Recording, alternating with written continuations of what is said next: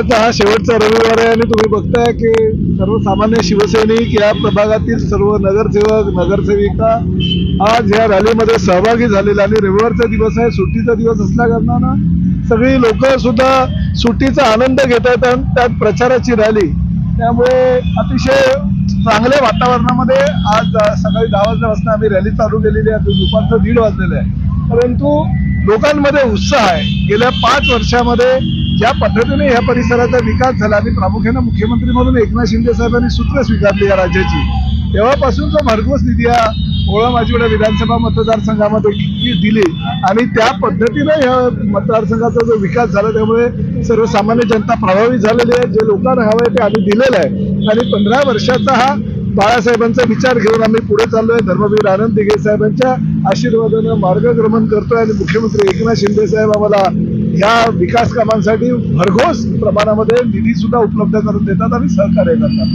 त्यामुळे विजय हा निश्चित आहे आणि त्यामुळे येत्या 20 तारखेच्या निवडणुकीमध्ये जास्तीत जास्त मताधिक्यानं प्रताप सरनाईकांना लोक निवडून देतील. किंबहुना मुख्यमंत्र्यांनी पहिल्या जेव्हा फॉर्म भरला त्यावेळेस सांगितलं होतं की गेल्या निवडणुकीपेक्षा दुप्पट मताधिक्यानं निवडून येतील, परंतु माझा विश्वास आहे की 1 लाखापेक्षा जास्त मताधिक्यानं जनता मला निवडून दिल्याशिवाय राहणार.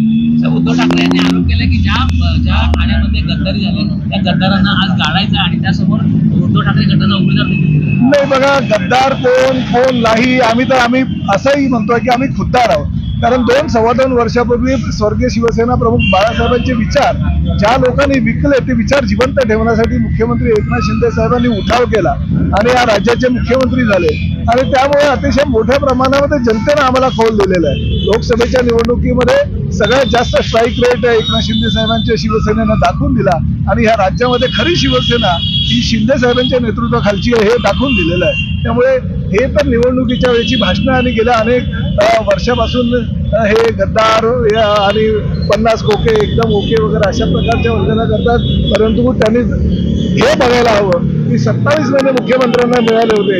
त्या 27 महिन्यामध्ये या राज्याचा विकास त्यांनी केला. सर्वसामान्य महिलांचं धोरण एक चांगलं आखलं, सर्वसामान्य विद्यार्थ्यांना तरुणांना रोजगाराची संधी उपलब्ध करून दिली, ज्येष्ठांना सवलती अनेक विषयावर दिल्या. त्यामुळे कष्टकऱ्यांचं, शेतकऱ्यांचं, महिलांचं असं हे सगळं मिळून सरकार आहे आणि देवेंद्र फडणवीस आणि अजितदादा पवारांसारखं नेतृत्व या राज्याला लाभलं आणि त्यांनी सुद्धा एकनाथ शिंदे साहेबांना सहकार्य केलं. RPIचे रामदास आठवले हे सत्तेमध्ये सहभागी झाले, त्यामुळे हा विकास या राज्याचा होऊ शकतो.